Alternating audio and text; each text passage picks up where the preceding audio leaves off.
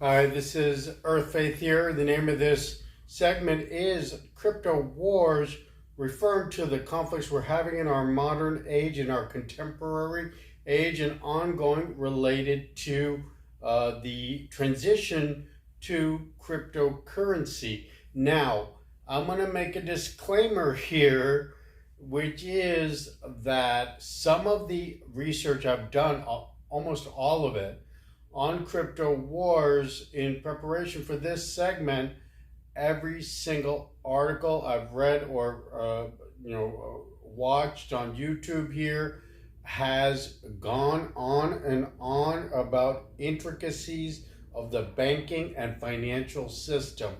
This is not what I'm going to do. Basically, I'm going to take you back to basics and remind you that money is just a modicum of exchange.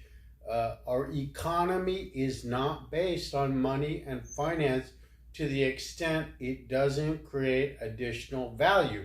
You can get rich in cryptocurrency, Bitcoin, all that stuff, but that's just buying and selling, buy low, sell high, but you're not creating any additional value as such for the economy, like if you were a baker and you baked a loaf of bread, or you were a carpenter and you built a house. You're creating value. You can sell those items at a small profit on the open market and make a little money to feed your family. But I don't see a lot of value in trading Bitcoin, that you're creating value for the economy. So this is not gonna take you down this path trying to understand the world we live in today as it relates to cryptocurrency, and then being led on Alice in Wonderland journey through different banks and what they're doing. And honestly, who could I could care less about one bank or another bank. I'm going to simplify the whole problem. This is a technological advance intended to reduce the cost of the transaction cost of financial transactions and simplify the buying process. When you go to the store to use your smartphone or smart wallet to make your purchases, that's basically what cryptocurrency is. It takes the paper and the coins out of the transaction. So it's saving money for the economy by eliminating paper currency, which you have to print, you have to guard it in bank vaults and all that. All the security is on the digital wallet, etc., etc., digital security. Now, there are security problems as an individual consumer using cryptocurrency, holding on to your wallet basically, but I'm not going to get into that either. I'm just indicating that cryptocurrency is a technological advancement for the banking system from paper money. It requires a lot of changes in individual behavior, where you won't be using money anymore. You won't even be using credit cards or debit cards in the future. Eventually, they might get us all on a chip somewhere for our money, but that is well into the future, and there's money to be made for bankers in the transition, for Bitcoin pioneers in the Bitcoin industry. And I don't want to, discriminate against bankers or Bitcoin pioneers either. Now, there's another angle to this in relation to the war between the United States and China, as we potentially get into Bitcoin instead of the US dollar, which is a possibility, that would happen. Now, when you buy Bitcoin, you take your US American dollars and use those to purchase Bitcoin. So the Bitcoin is based on the what's called fiat currency, or the currency created by the government. Bitcoin, in fact, was supposed to be a revolution, a social revolution against fiat currency, where the United States government can control everything because it controls your money. So Bitcoin was created as a decentralized banking system wherein the government doesn't control the Bitcoin. But that's going to change also as you see more and more efforts by the government in this country, the United States, and other countries to regulate Bitcoin. Now, there's an angle about Bitcoin being invented by Satoshi Nakamoto, an Eastern technological guru of some kind, that somehow the transition to Bitcoin may help China because China is, deeply involved in high tech and so forth. These kinds of things I can't speak of. I don't think it's gonna help one country or another. It's basically the financial arm of the government, whether the American government, the Chinese government, the Russian government, the British government, the French, the German, the Japanese, doesn't matter. It's basically taking the financial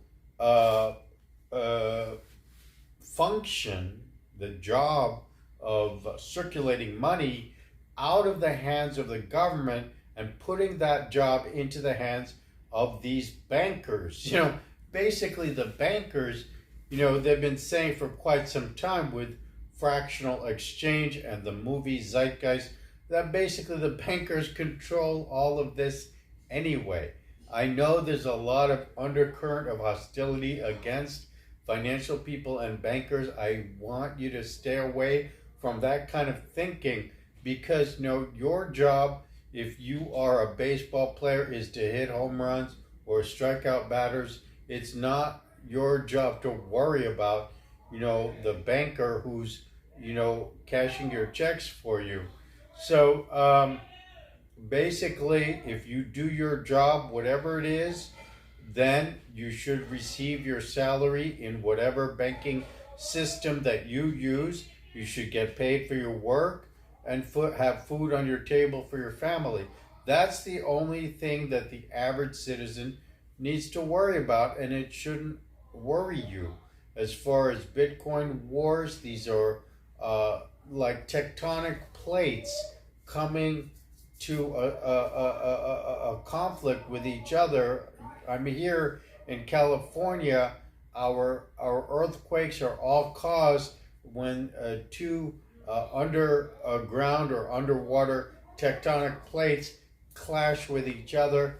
That's how we get our earthquakes. And the Bitcoin wars, the wars we're having in today's world, as far as they relate to Bitcoin, this is the shift between the government and the companies that print the money, whether the Bitcoin money or other forms of cryptocurrency, whether any company. Facebook has Libra, of course. Amazon has their own coins. Every company these days that wants to be respectable comes out with their own form of cryptocurrency. China has a national cryptocurrency. Countries have their own cryptocurrency as well. There are dozens and dozens of cryptocurrencies. So the kinds of conflicts we've seen, especially with the attack on the Congress, where Donald Trump, the big businessman, probably into Bitcoin himself, although I wouldn't know, and probably thinking that he could overtake the powers of the United States government because of Bitcoin. A lot of big investors, think, it's a wild, wild west of Bitcoin investing, and they can just run roughshod over the American government in that attack on Congress on January 6th, 2020. It may have been related to Bitcoin. Now, a lot of these other reports that you're going to see about Bitcoin wars will talk to you about the Bank of Russia, the Bank of China, the Bank of Japan, Mitsubishi Bank, Chase, JP Morgan, all the banks. You'll be an expert on banks, but you will forget how to put food on your table. Just stick with me. Keep your mind out of the banking system. That's only for bankers. It's not for warriors. It's not for patriots or anything of that sort. We basically, a Bitcoin war, the first Bitcoin war we have is a clash between the bankers and the government. We probably saw that on January 6th, but the government's going to win that war because they've already indicated that they're going to start regulating cryptocurrency a lot more than they have. It takes them a little while to see what the problems are in a new industry like cryptocurrency before they can move in and start regulating. So that's what they're going to do. The government can always win over these Wild West unregulated businesses by putting them under regulation, and that should resolve the problem of whether cryptocurrency benefits the United States or China or Russia or England or France or some other country unfairly as well. This is Earth Faith here signing off on the Crypto Wars.